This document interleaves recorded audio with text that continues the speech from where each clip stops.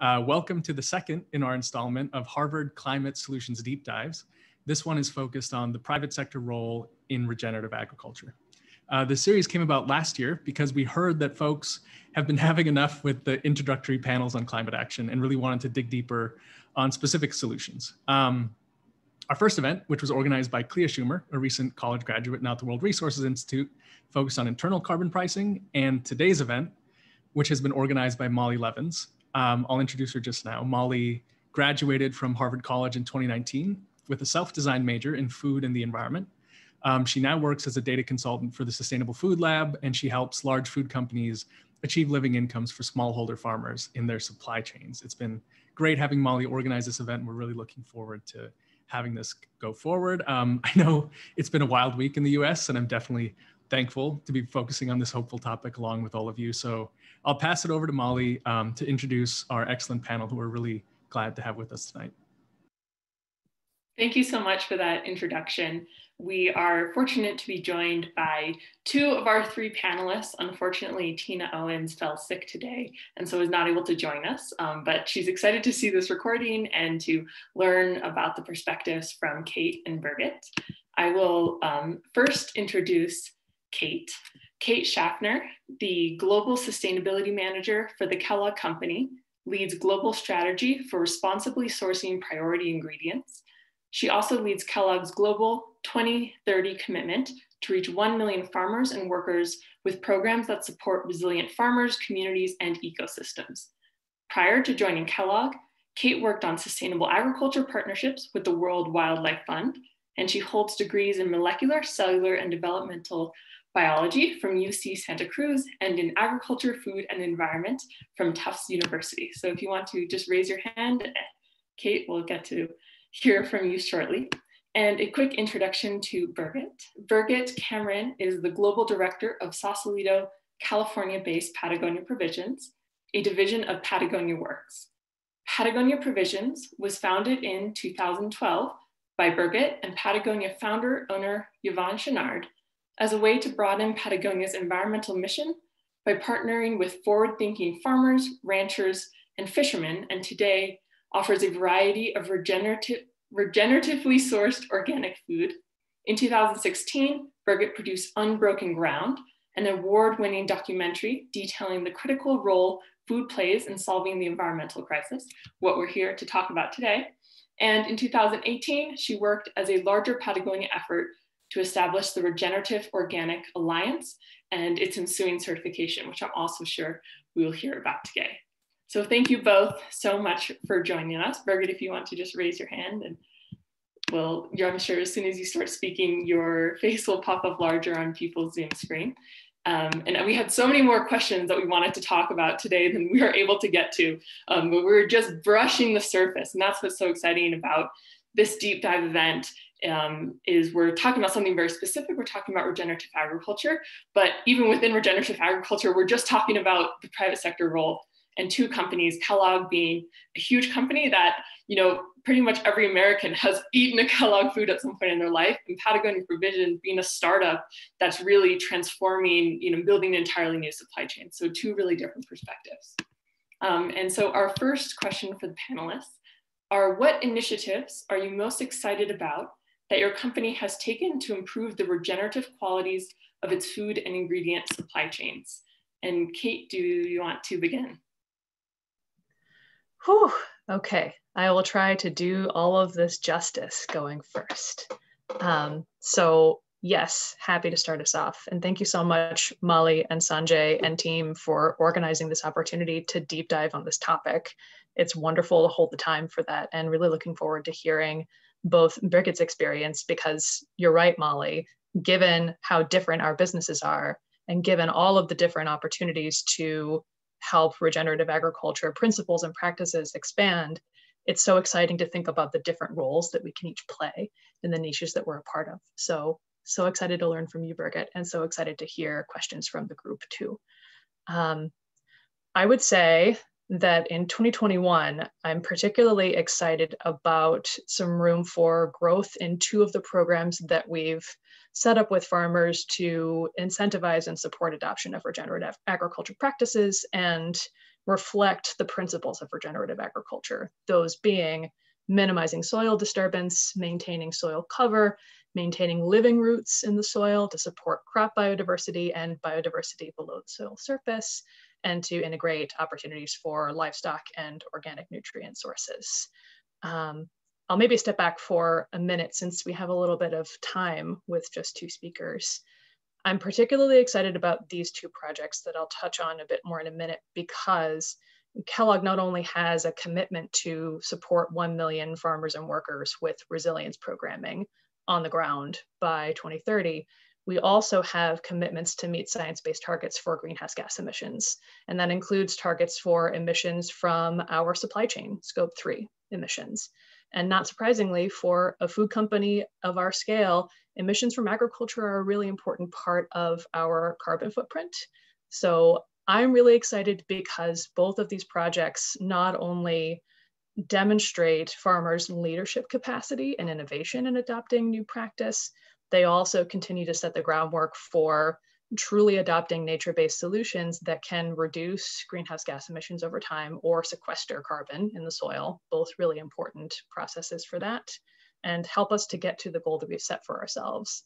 And we've set that goal because we recognize that we have to play a part in reducing emissions globally, that it's part of what allows us to continue to delivering foods that people love and care about, right? As well as support the farmers that allow us to make that food in the first place. So with that preamble, I'm really excited about work that we are continuing to do in the UK with wheat farmers. We have a supply chain that touches down there that supports the wheat ingredients that go into our ingredients or go into our cereals in Europe. We've been working with those farmers since about 2013, starting with what was at the time the largest cover crop trial in the UK, which was a wonderful place to start. And in just the last few years, we've been working with a group of farmers over time to do on-farm trials in opportunities to support natural pest predators or beneficial insects, to plant pollinator strips to support biodiversity on farm, as well as to do a net zero assessment of one of the farmers that's been included in that work to identify opportunities to reduce emissions over time and to approach a net zero result. And I think that's really important, not just for climate leadership in agriculture and climate leadership in agricultural supply chains and food value chains, but also in the UK, because the National Farmers Union in the UK has set its own ambition around carbon neutrality for 2030. So it's a really exciting time to see that multi-year partnership with wheat farmers and with our suppliers continue to mature and add in those regenerative practices and outcomes that can really help us deliver. I would say the same thing for our work in Michigan. Similarly, we've been partnering with wheat farmers in the Saginaw Bay region of Michigan for many years. We've been sourcing ingredients from that region for a long time. We're a Michigan-based company. It's very much in Kellogg's backyard. And we've been working with wheat farmers there and the Nature Conservancy to support adoption of no-till strategies, cover crops, pollinator strips, and other regenerative practices that align with those regenerative principles. We've been really excited to see a measurable reduction in soil erosion in that region, which is a huge deal because erosion from that region often runs into the Saginaw Bay, which is a critical freshwater resource for local communities and a critical source of habitat for a number of freshwater species. And we'll be continuing that work with them for a third year, as well as thinking about the future for that, because that supply chain is really important for our business. So there are two things that I'm really excited about, really based on the work that we've been doing with farmers for years, and an exciting time to think about how that work can continue to mature.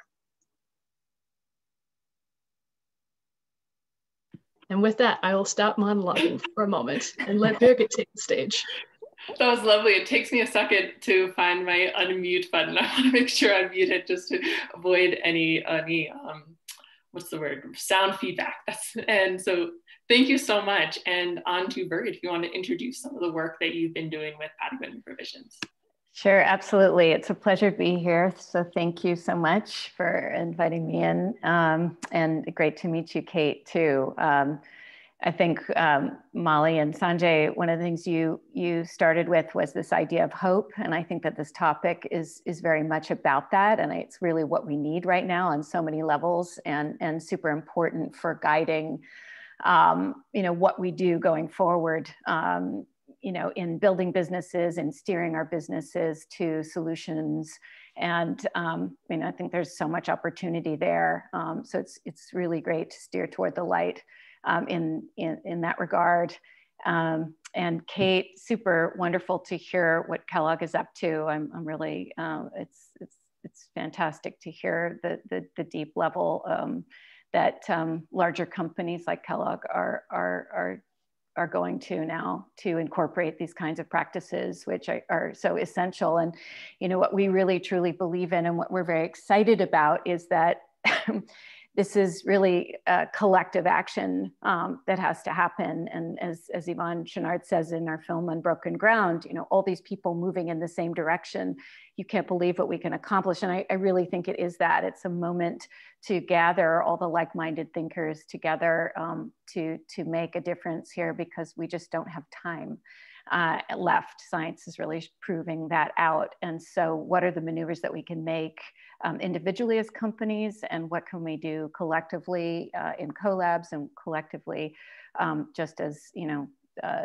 getting other companies and education happening around what we need to do to help the climate crisis. And so I think what I'm most excited about with Provisions, it was really set up to be a center for innovation in food, to spearhead solutions and mine into the food industry in a way where, in order to be working on something, you have to be fully in it. And that we were willing to take risks of building new supply chains and subsidizing and doing all sorts of things to be able to kind of unlock some things that were occurring at the time when we first began. Really guided by our mission to save our home planet, we create foods in ways that repair our ecosystem instead of destroying it, with deep consideration of planet and human health.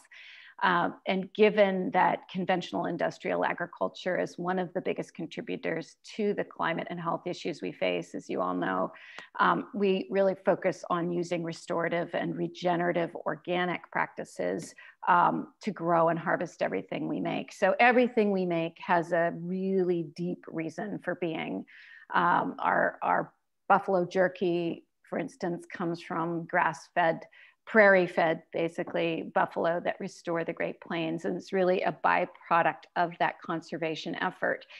We also see within that, in terms of quality and health, is that the animals are grazing on hundreds of different species, and that really helps the quality of the meat, and really just brings in a higher level of nutrition to the meat itself, that goes to that idea that, you are what you eat eats. So, things like that with our wild fish.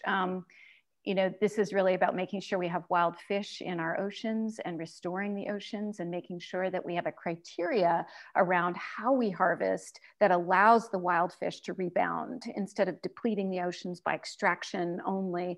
We have to think about that whole ecosystem. So it's piecing together all of these things. We're excited about our fruits and vegetables grown with regenerative organic practices that benefit the soil and human health. And what's really incredible about that is that we are starting to see the science proving out that food grown in soil at its highest bar can actually pull up additional nutrients and enzymes and polyphenols and things that weren't in. So those are exciting things, where nuggets we're mining into to make sure that that really helps us as we get into more product development and other areas like that. We also created a market pull for exceptionally beneficial ingredients like kernza, which is a wheat developed by the Land Institute, with these massive roots. That was a big, heavy lift. we put that ingredient into a beer. So some of you have heard it's Long Root Ale and Long Root Wit are the two beers, but really it's not really about the beer itself. It's about, you know, making sure that we're bringing ingredients into the fold that are meaningful, that because of these giant roots, it's pulling down carbon and it's doing something. So all of that is sort of how we approach things and how, you know, what we're excited about now, really continuing to tell that story through the regenerative organic certification as well, and that journey to get there, which is really all about the trinity of soil health, animal welfare, and social fairness. And that's a North Star that we are excited to be moving toward, and then bringing in not only new products that are going to be certified eventually, but also it's a collective of other companies that are reaching to the ROC certification. And so we've built a marketplace to be able to accommodate that. So there's so many things. I mean, it's really difficult to just tell you, you know, everything we're up to and what we're excited about in just a few minutes, but hopefully that covered some of that was wonderful. Yes, I'm excited by all the things that you're excited about. And the Michael Pollan quote, "You are what you eat eats." That's a great one. And so I myself, similar to you, have so much optimism about regenerative agriculture, but it's challenging. There are challenges faced by farmers, you know, and companies that are trying to move that food from the farm to the consumer, and consumers that might not be familiar with these new practices that are beneficial for the environment. What challenges have you guys faced when trying to scale regenerative agricultural practices? And we can switch the order. I'll have Birgit go this time. Okay. Get a little bit more of a break. Sure. Yeah. I mean, there are many challenges, let's face it. But you know, I think some of the obvious ones are things like, you know, lack of infrastructure to support a regenerative transition, and, you know, the move away from pesticides and chemical agriculture. You know, we need more of an, you know, I guess a system that incorporates, and we're working toward that, educational hubs and peer-to-peer consultation for troubleshooting. You know, it's an evolutionary process that has to happen here to bring in what it takes to help farmers transition to that. You know, finding farmers who are really truly dedicated to regenerative practices, organic at its highest bar, and making sure that they're moving to include the best soil practices, social fairness, animal well-being, and moving toward certifications where they can. That just helps us really, you know that, you know, they're moving in that right direction. And I think sometimes that's also a challenge too, is when you know, we work with a lot of smallholder farmers, and to get certification, that sometimes can be a little bit of a headwind. So we subsidize that. We help people get to that place where they can actually have those kinds of certifications intact if we see that they're doing all the things that they need to do to move in that direction. And then I think the other part of it is putting out products that can showcase these things and develop that market pull that's really required for this. So that's a really critical piece in scaling some of these things, like Kernza, for instance. You know, there was no, you know, there were no farmers growing it. It was an idea sitting in the Land Institute. We found a farmer, you know, way north in Rosso, you know, north of, I think in Minnesota. He happened to have some infrastructure available for being able to handle the small grain because he was a rye farmer. He was actually even conventional, but he had a desire to move to organics. And so we worked with him to transition, to grow, to be the first farmer to do this, and then the ripple effect out, you know, to try and get other farmers in to really sort of take in something that's new like that. Working on a breadfruit project, same kind of thing. connecting the dots. You know, breadfruit grows in an agroforest situation in these the equatorial band. And so, you know, this took several years to develop with an investment in sort of determining the best location with the most infrastructure, folks willing to help us thread together all the pieces. The breadfruit, you know, grows in these areas that are sort of very jungly. These trees were, you know, threatened. They were going to be, in many cases, chopped down for more conventional ag. And what we're doing is sort of restoring a whole ecosystem with the regenerative agroforest. You know, so it's challenges like that, working with institutions like Earth University, and then finding other people to really help piece these pieces together, like Jungle Foods, in order to bring something like breadfruit and breadfruit flour to market, all the way from the agroforest to the end product. So again, many examples of this kind of thing, but you really have to be willing to face these challenges head on. And put some extra funding toward it, you know, for that long-term gain. Thank you so much. And Kate. Birgit, I listened to the experiences and the challenges that you're navigating with building these supply chains and truly working toward impact in a way that is locally relevant. And I think to myself that these are such worthy challenges, they're such inspiring challenges. And I would say that that's true for our work as well.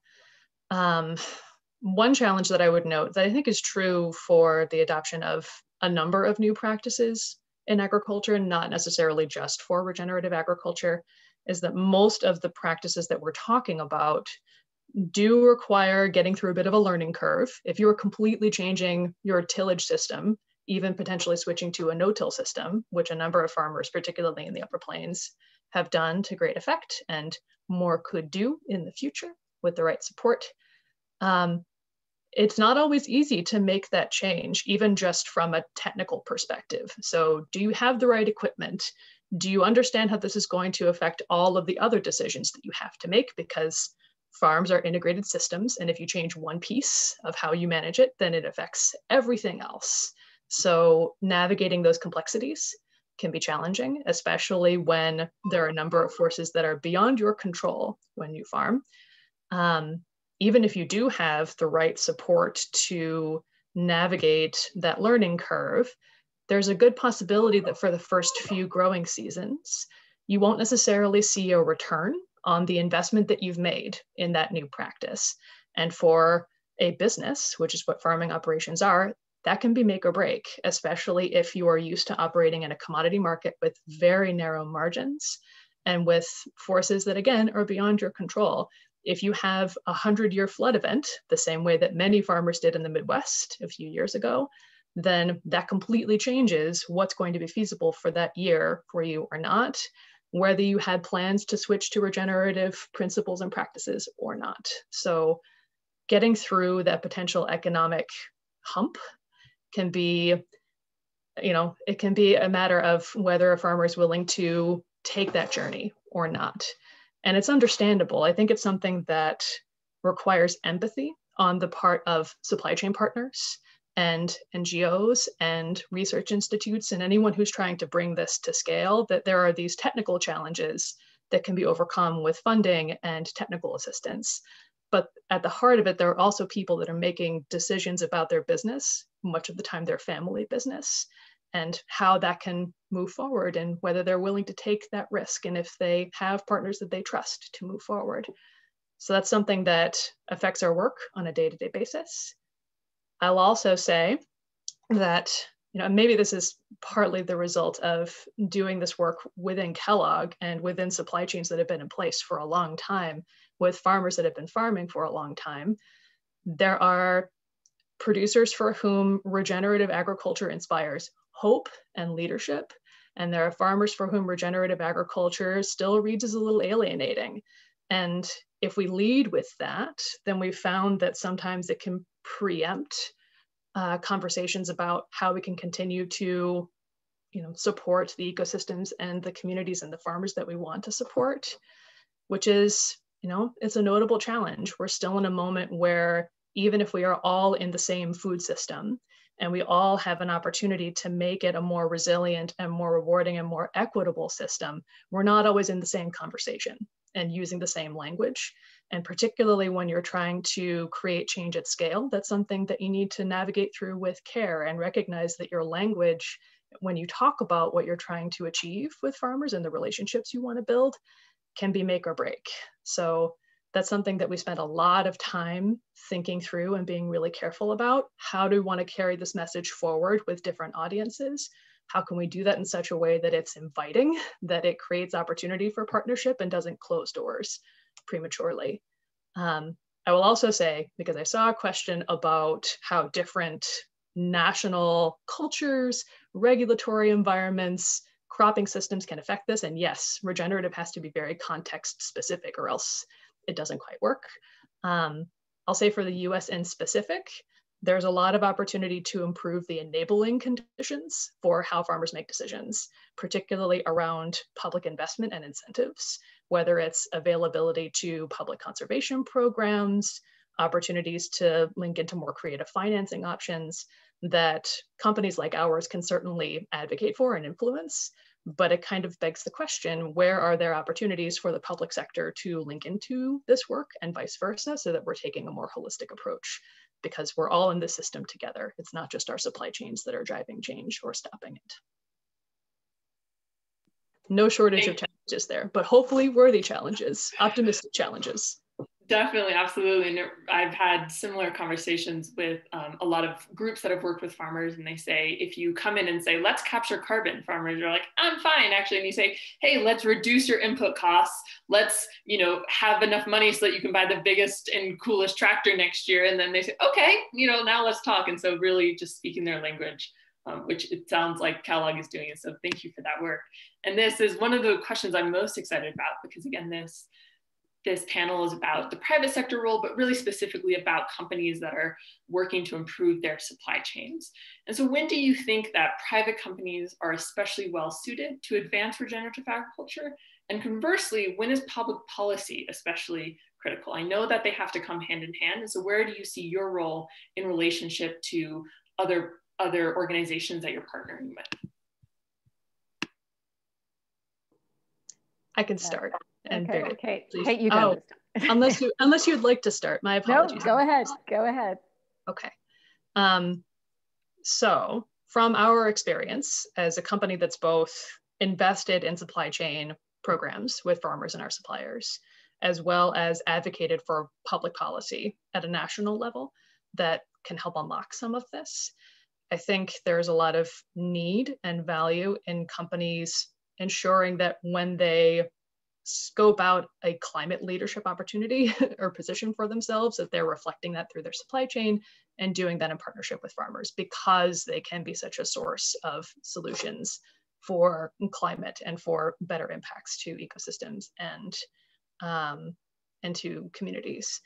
I think that our role is to support that when we can, to partner when we can, to convene different stakeholders so that that connection between where our food comes from and our everyday, the consumers who care about where their food comes from and want to understand how it's grown and understand farmers' experiences, can connect those things more easily.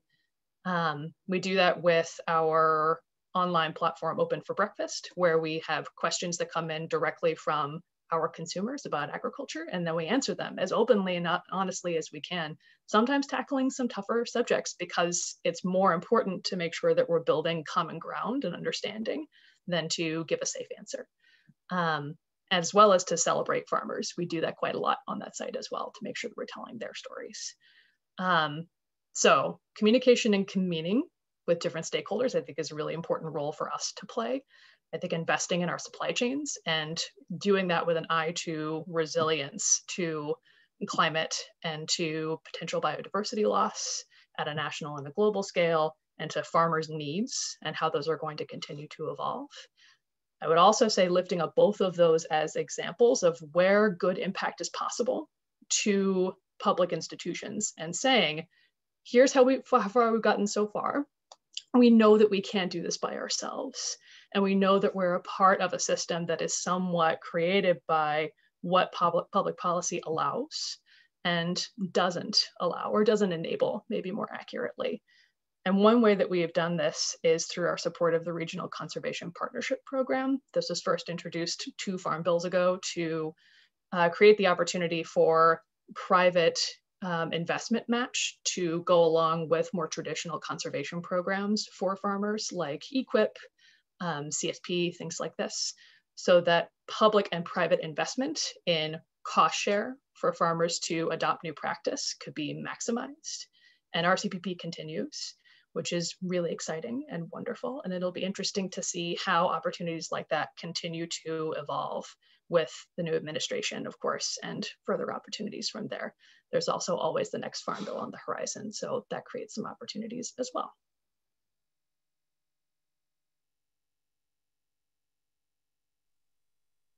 Great. Okay, well, I guess I'll take that as well from our perspective. Being a private company, I think we are afforded the ability to do business a little bit differently. I think the advantage of private sometimes is that we can, more easily adopt metrics of success beyond quarterly earnings pressures, placing, funds into solutions-based innovations with a more long-term gain. And I think that's a shift maybe that, could happen between private and public, that, that there are other measurements of success that can be brought into into the dialogue. But again, it's going to take some time to do that. Our founder, Yvonne, always says, there's no business to be done on a dead planet. And, that private companies and public companies, need to incorporate this thinking that it's really a matter of survival. So what does it mean in terms of how we steer our businesses? We believe really, truly that, companies need to now commit to reviewing the harm that results from the growing practices used for ingredients in their products. Just because we can do certain things, just because we have science out there, good and bad. Some of it is proving that we can do these crazy, amazing things. Some of them are not the best. We need to evaluate and we need to recalibrate what are the things that we should do going forward, and what are the things that, even if they're could be high profit, for the short time, need to be sort of bravely put on a shelf to say, we're not going to do it because we are considering, people and planet. And so this is a different way of thinking. It's a paradigm shift, I think, that has to happen across the board. Just the evaluation of that footprint, the negative impacts of chemical agriculture on the environment, soil, animal production, farmers. So, starting with eliminating GMOs and practicing carbon farming and moving to organic, and then ROA. So I think, these are things we think about. I think it's easier with that smaller and more nimble model. But I think there is a lot of room for the more public companies to be taking this responsibility within, and how do we do that? And so on the public policy side, I think changing government policy is critical for widespread transition to regenerative organic agriculture. In the US, current policy is, a complex web of infrastructure and incentives that really favor chemical dependent agriculture and makes it challenging for regenerative farmers to transition. So, how do we start to shift the thinking around that, the places where we put funds and the companies that are driving some of that continuation of old ways of doing things and supporting chemical ag. So it's definitely complex, but I think there is a path forward. We just really need to be owning what's happening now and helping to educate customers, consumers, which I think is happening because they ultimately, are the market pull for this new way of being. And I think then companies can, private or public, can start to also pivot to different ways of being. So. Well, thank you. It is interesting to hear. When I said private sector, I had not even really thought about that differentiation of one being, a private versus public company, and how even within the private sector, there's multiple variations of companies and how those roles vary. I have a lot more questions, and we unfortunately won't have time to get to them. Because people have been dropping questions in the chat box. There's so many more than we will even be able to get to there. So I will start to, I'll read just one at a time, and just so we can get through as many as possible, we'll do as short of response as possible, get your information in, and then I'll go on to the next, only because we have so many wonderful questions. The first one, so in the pre-read, I had a little section about the role of livestock, which is something that is in some ways controversial within regenerative agriculture. Some people say livestock is the future of carbon capture, and other people say livestock is really detrimental to the planet. So the question is, how do you think about promoting the future of food, and what type of diet may be able to sustainably support all humans? What are Kellogg's and Patagonia doing to promote those diets?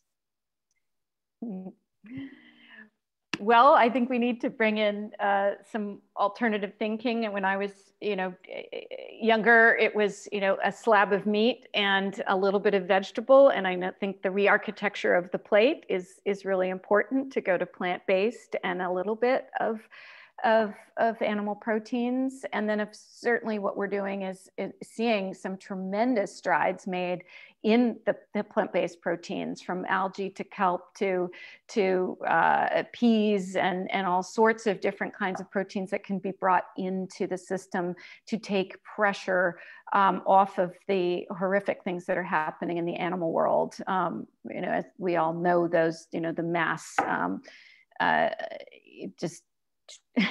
the massive amount of animals that are just placed together in just really abominable situations. So, I think the plant-based, short answer is really plant-based. It's not a silver bullet, it's a combination of things. And I think, the more veg and plant-based and less of these animal proteins, and eating lower on the food chain. So in the ocean, for instance, we have this tinfish line that is really all about taking pressure off of the big fish. So again, assessing what part of that food chain are you pulling from? I think we're on, agreed. I think we're on similar wavelengths in a lot of ways on this, Birgit. Plant-based eating and innovation is really critical to our business. 86% of the foods that we sell are plant-based.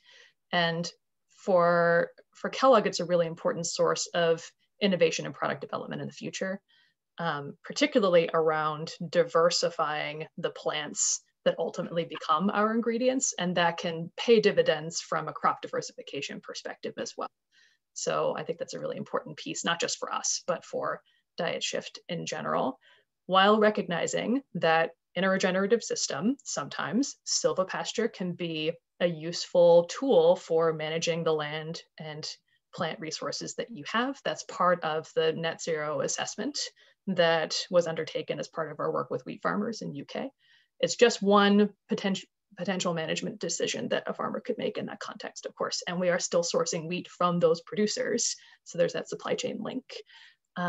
But thinking through how that can be implemented in a thoughtful and effective way that makes best use of those natural resources and takes that broader diet pattern view into account is really important for our work, and not just our work, for all of our work.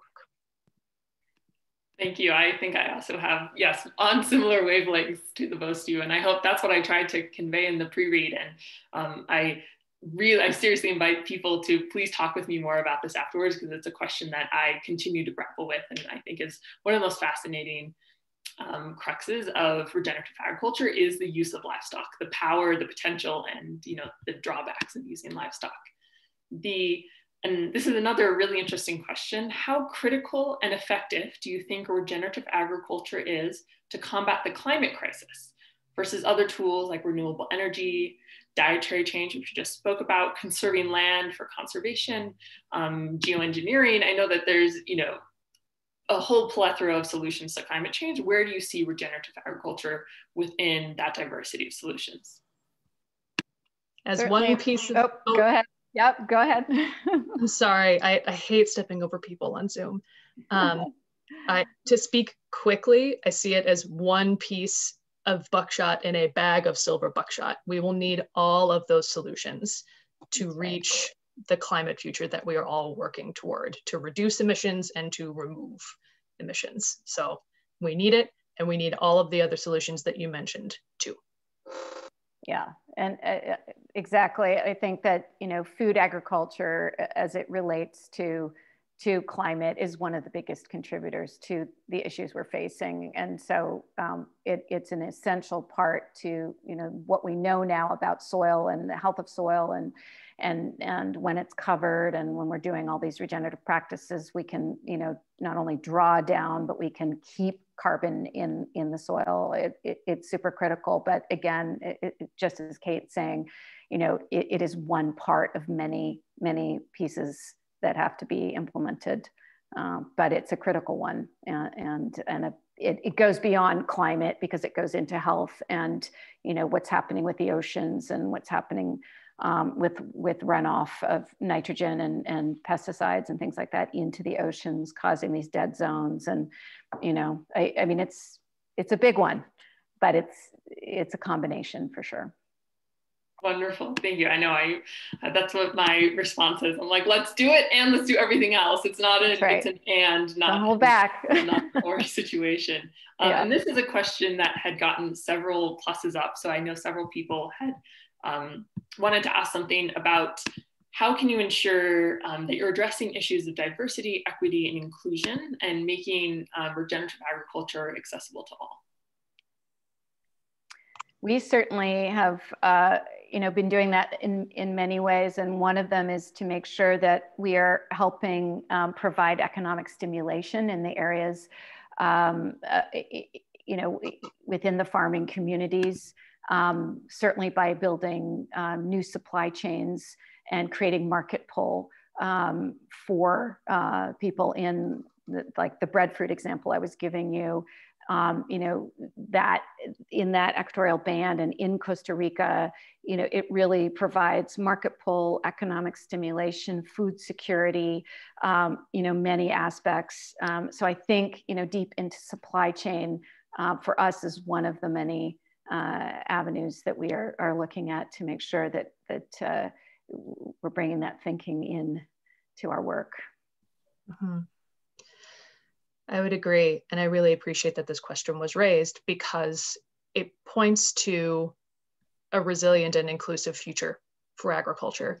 If we really want the agriculture industry, whether we're talking about just US agriculture or agriculture industries in other countries and other regions, if we want that to be as resilient and as regenerative and restorative as it can be, moving into a future that will challenge us from a climate perspective, from a political perspective, from an economic perspective, we need that industry to have all hands on deck and be as inclusive and equitable to all farmers now and into the future as it can be. And I think it is fair to say that our current agriculture industry is not as inclusive or diverse or equitable as it could be, and as I imagine most of us want it to be. So moving forward in our work, we recognize that we do have a role in this industry in supporting a more equitable future for agriculture, recognizing that we don't own farmland, we are not farmers ourselves, but we're a part of the system. And this aligns with the values that our founder, W.K. Kellogg, set for our company and for us as individuals. So it's something that we continue to seek guidance on from partners who can speak to this in terms of what farmers are asking for and what they need in order to get the support and the market access that they desire. and to continue to build that into how we develop our supply chains and how we set up our sustainable agriculture and regenerative agriculture programs moving forward. And to do so in a way that demonstrates humility, because we don't have all of the answers on this, but we know that we need to be a part of the solution, and we know that we need to partner in order to find the solutions we should support and lift up and celebrate.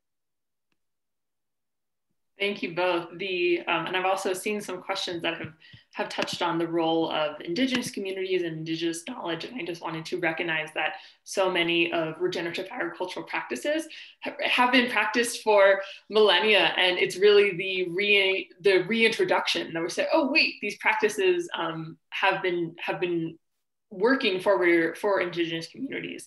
And so let's introduce those onto the larger scale.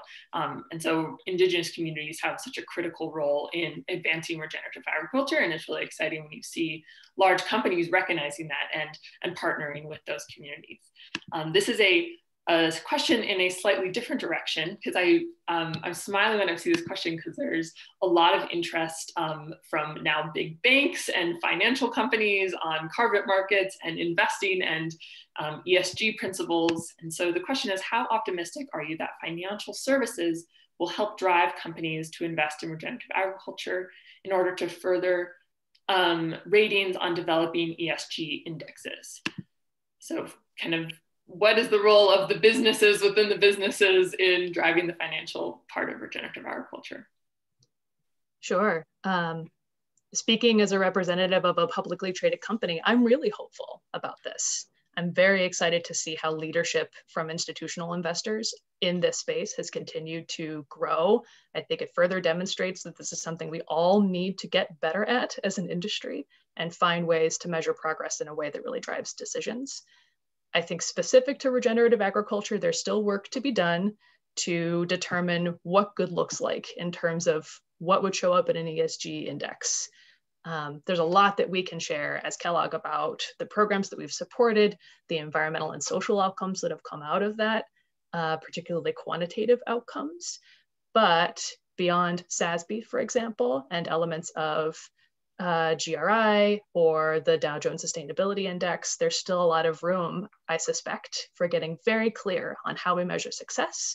And that clarity, I think, will help companies like Kellogg to translate that into measurement of success in the field with farmers. And as much clarity as we can drive on that, the better set up we are for effective programs with farmers.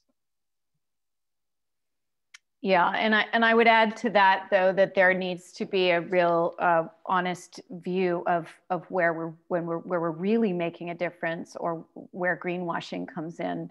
I think that unfortunately we've seen even lately that there have been some issues of companies that we trust or nonprofits and things like that, sort of not maybe working in that mindset in a way that is the best path. And so I think it's really important that as we evaluate all of this, that we really look to, what is really happening? What is the real impact? Are these, like with carbon credits and things like that, that we evaluate, what's happening in our own supply chains, and not just use the carbon credit world to be sort of offsetting the bad that one might be doing. So I think there's just just clarity and evaluation of what is real and what is greenwashing, and that's an important factor to add to what you were just talking about, Kate. No, thank you for bringing that up, Birgit. It's challenging to invite large companies in and make regenerative agriculture scalable, while also being really, really critical of greenwashing and finding out the additionality of carbon credits. This will be our last question. We'll answer it very quickly, and then Sanjay just has a couple closing remarks and we will end on time. This has been highlighted in my document, so I know several people have given this one the thumbs up. How have you developed partnerships between the private sector, governments, NGOs, and farmers to advance regenerative practices? And here's the interesting part. Any tips for finding unconventional partners who are aligned to your mission? Well, I would say that if I start with that one, I think the biggest accomplishment for us right now in moving in that direction and creating partnerships is the development of the Regenerative Organic Alliance. And the certification. And, it's really been interesting too, is that, it actually launched officially in 2019, in 2020, sorry, and 2019.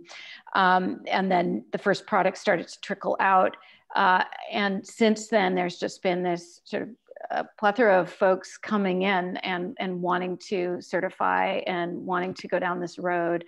And so it's attracted a lot of companies, small and large, to move in this direction and to be available for partnership from not only product that they're putting out in the market, but also sort of merging supply chains or developing product together so that we can showcase. And sometimes I think, these smaller companies, if we can give them a voice, because we've put this out there and they're coming into it, if we can help give voice and help with market pull and growth, again, it's more and more people moving in this direction. So I think that, and then working with the OTA, working with other organizations that are very much a part of this movement. It's not just ROC, it is organic and it is transitional. And so it's really important to note that I think a lot of these organizations are really starting to come together in good ways to move this forward.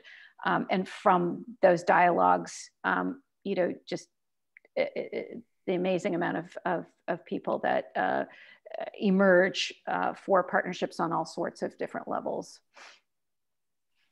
And final thoughts for Kate? Oh, well, our last question. First, briefly, I will acknowledge the really thoughtful comments around the challenges of carbon credits and additionality. Well done to this group. You are clearly up in the space, and it is a challenge. With that said, I would say from a tips perspective, similar to what Birgit was saying about the alliances and pre-competitive spaces that she is in and that Patagonia Provisions is in, I would say that similar opportunities are really critical for Kellogg's success. We're members of sustainable agriculture alliances in all of the regions that we currently operate and source in, because we recognize that for our programs to be successful, we have to be ready to partner with conservation organizations, development agencies, public agencies like departments of agriculture, for example, as well as our suppliers and with farmers ultimately. So I would say finding the right communities to plug into and aiming for communities that are context-based, that are looking at a particular region or a particular community and starting there is a really great way to plug right into people who are working on the ground in a place where you need to take action, and doing so in a way that is based in trust and knowledge of that region. I would say one potential death knell of those kinds of partnerships is if you take a one-size-fits-all approach and you assume that what worked with this alliance in this region with these crops will work across the board. It's disheartening how quickly that perspective can set you up for a failure. So being willing to get very locally specific and start with communities that are working there, I think is a really great place to start. Thank you both. We are reaching the end of this event and the end of the panel discussion. So just one more enormous thank you for Birgit and Kate for taking time out of your day. We were saying people spend so much time on Zoom, so I'm just overjoyed by how many people came to this event today to learn more about regenerative agriculture and, as a potential solution to climate change, and amongst its, so many other benefits it provides. I have, so after this event, there are optional breakout rooms. So if you would like to stay for those breakout rooms, please remain on the Zoom. We have facilitators who are just an opportunity if you're said, I still have some lingering questions, or I want to meet some of these awesome people that are asking all these questions in the chat box. It's just an opportunity, 20 minutes to discuss the material that was covered in the panel today. One more note, we will be administering in the chat box a poll. So if you have feedback on today's event, please fill out the poll. It will also be sent out to everyone who had signed up for the Eventbrite. That's just helpful for us. Clea had just linked the poll. That's just helpful for us to improve these sort of programming in the future. So Sanjay, any last remarks before we close the event? No, so just thank you to our panelists and to the fearsome organizing team of Molly and Clea for driving this event, and for Brittany and Eleanor for your support in this event, and for the rest of the team. There's a whole team behind here ready to go for these breakouts. So if you're sitting there like, I have questions, I have things I want to say, you're in luck, because that's exactly where we're heading next. So I just want to say thank you again for all of our attendees. If you want to attend more events, we have an event tomorrow with Ayana Johnson, Bill McKibben, Jeremy Grantham, and others. Focusing on climate action. We have a global networking night coming up, some ESG stuff. There's a lot happening. You can go to harvardclimate.com to check it out. But again, thank you all, and stay tuned for more events like this.